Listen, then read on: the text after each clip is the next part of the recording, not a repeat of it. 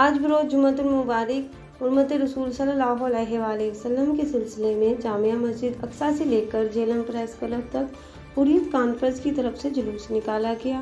मज़ीद जानते हैं अजीजुल्लाह भट्ट की इस रिपोर्ट में।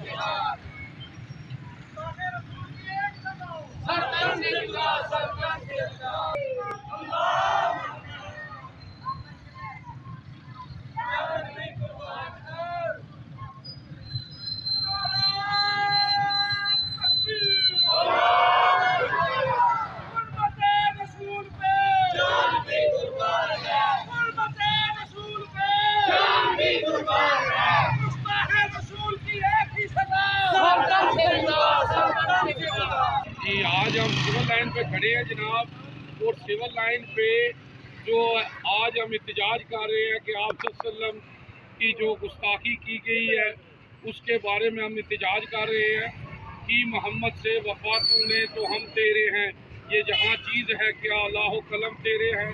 हमारे साथ हैं जनाब मुफ्ती साहब मस्जिद अक्सा वाले।